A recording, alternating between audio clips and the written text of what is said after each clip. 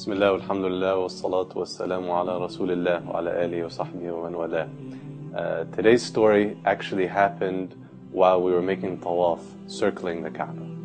And it's very crowded, as you know and you see in the pictures, or for those of you that have been there.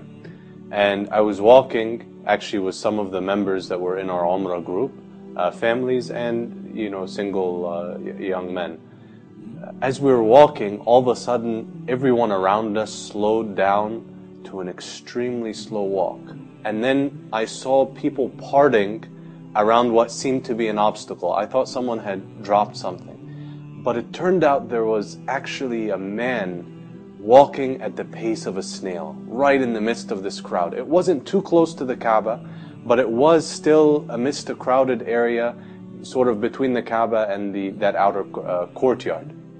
I'll be honest with you, my mind jumped to the worst assumption in the beginning. I was like, what is this man doing and creating all of this commotion and hardship by walking so slowly? But then we passed him.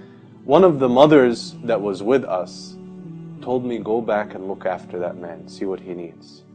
And so I separated from the group, slowed down and my pace so that I could, see him. And as I turned my head slowly to look at him, I looked into his face and I was absolutely shocked. He was blind. And there are people that are blind and their eyeballs are still intact, but his eyes were physically not there. And so the greatest degree of blindness, there is no way he could see anything whatsoever. And I was even more surprised, as you know, many people that are blind, they'll have a stick in front of them that they use to see where they're going and define the perimeter.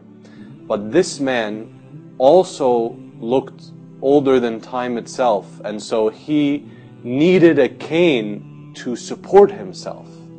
And I was shocked. This man was doing both functions with a single cane, which is very difficult, because it means as he leans on opposite sides of his body with every step.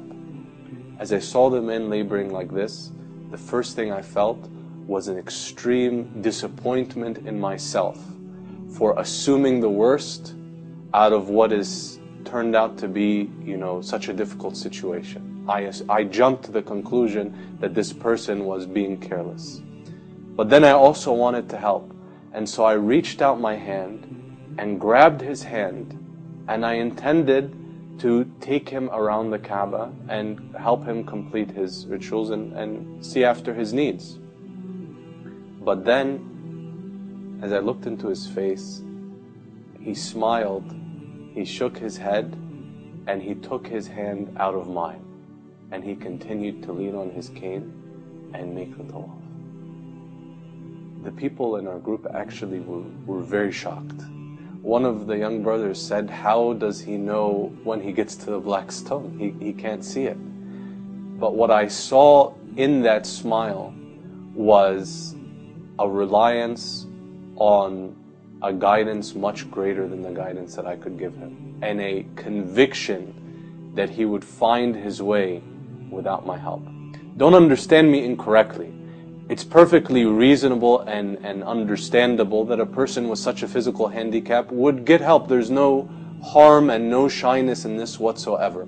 But this man shook me because of his conviction in Allah. He reminded me of a verse, وَالَّذِينَ جَاهَدُوا فِينَا لَنَهْدِيَنَّهُمْ سُبُلَنَا. Those that struggle for our sake, meaning God's sake, we shall surely guide them to our paths. وَإِنَّ اللَّهَ لَمَعَ الْمُحْسِنِينَ. And Allah is with those that excel and do good. This man seemed like a physical embodiment of this verse. A deep conviction that Allah would guide his path around the Kaaba and guide his path in life. And here I have to remind myself and remind many of us that have been privileged and blessed with a lot of blessings from Allah, be those blessings in family, or health, or education, or material means, or friends, and the list we could never enumerate Allah's blessings on us.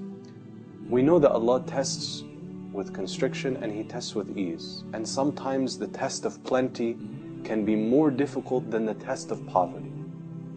But what I see as I travel campuses and meet young people, I see that a lot of us have a lack of conviction in Allah and have this desire we start obsessing about every minor detail and every small piece of life, and if the smallest thing goes wrong, we can make a mountain out of a molehill. Every time, you get something in school that you weren't expecting, or a friend says something that just totally catches you off guard, or you have a problem with our family. Life is full of problems. Every time life throws you a curveball, try to think of this blind man. Try to think of that conviction and that trust and that confidence in a power that is greater than your power, and a plan that is higher and better than your plan, and a certainty that can only be gotten by trusting in Allah subhanahu wa ta'ala and trusting in a power that is greater than you. I hope, inshaAllah, that this man serves as a reminder for us to this. May Allah subhanahu wa ta'ala make us from those that place their full reliance on Him and their trust in Him. And may Allah subhanahu wa ta'ala grant us all guidance to His paths and the best of this life and the hereafter. Allahumma ameen. Wassalamu alaikum wa rahmatullahi wa barakatuh.